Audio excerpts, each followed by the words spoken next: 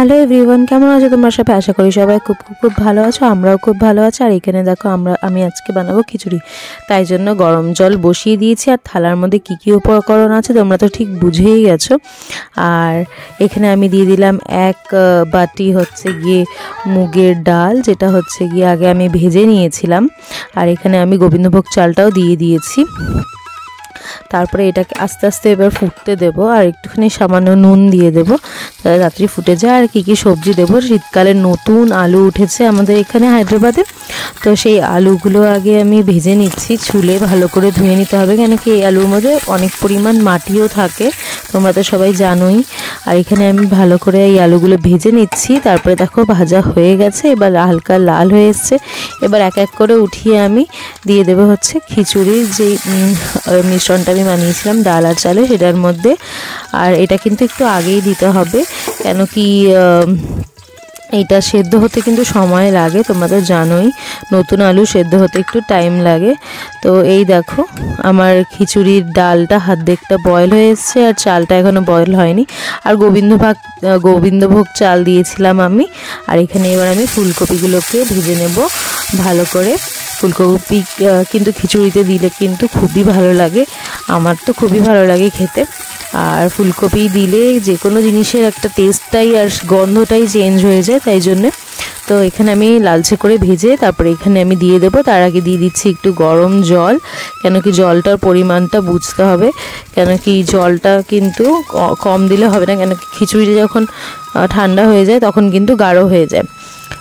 তো এখানে ফুলকপিটা ভেজে উঠিয়ে রেখেছি, তাড়াতাড়ি দেবো না, কেন কি এখানে ফুলকপিটা তাড়াতাড়ি দিয়ে দিলে ফুলকপিটা পুরোই গলে যাবে। আর এখানে দেখো বড় বড় করে কেটে নিয়েছিলাম বিনস, এবার বিনসগুলোকেও আমরা অল্প একটু ভেজে নেব। ভেজে সব সবজি যারা দেওয়া হয় সেগুলো কিন্তু ভেজে দিলেই খেতে ভালো লাগে। আর এখানে দেখো সব সবজি আমি দিয়ে দিয়েছি, টমেটোও দিয়ে দিয়েছি। আর এখানে কিন্তু সব সবজি একটু সেদ্ধ হবে, তারপরে আমি দিয়ে দেব হচ্ছে ফুলকপিগুলো।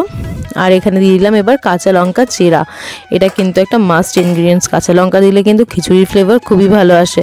আর এখানে আমি দিয়ে দিলাম আবার নুন পরিমাণ মতন, আর তোমরা কিন্তু মিষ্টির জন্য অল্প একটু চিনিও দিতে পারো।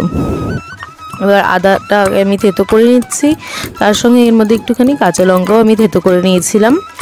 আর এখানে দেখো এবার আমি ফোড়ন দেব এক এক করে। তার আগে মটরশুঁটি আর হচ্ছে ফুলকপিটা এটাকে আমি দিয়ে দেব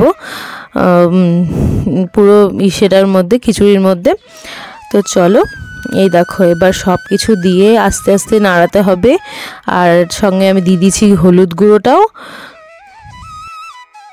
তো হলুদ গুঁড়োটা কিন্তু ভালো করে মিক্স করতে হবে যাতে কোনো লাম্পস না থেকে যায় হলুদ গুঁড়োর, তাহলে পরে মানে গন্ধ ছাড়বে হলুদের কাঁচা। তো এখানে এবার সর্ষের তেল নিয়ে নিচ্ছি ফোড়ন দেওয়ার জন্যে।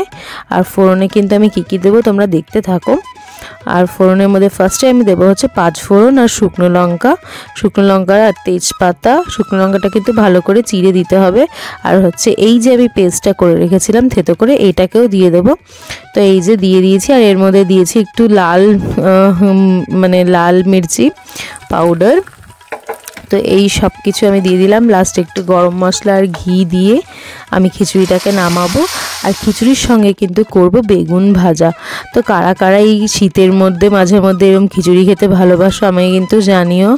এই দেখো কত সুন্দর খিচুড়ি। এবার আমি বেড়ে দিচ্ছি খিচুড়িটাকে। আশা করি তোমাদের রেসিপিটা খুব ভালো লেগেছে, একবার বানিয়ে খেও তোমাদের সবার বাড়িতে, খুব টেস্টি লাগবে তোমাদেরও, গ্যারান্টি বলছি। আর এখানে দেখো এই বেগুন ভাজা দিয়ে দিলাম। তো আজকে ভিডিওটা এখানে শেষ করছি, দেখা হচ্ছে নেক্সট ব্লগে খুব শীঘ্রই। Till then bye bye, see you.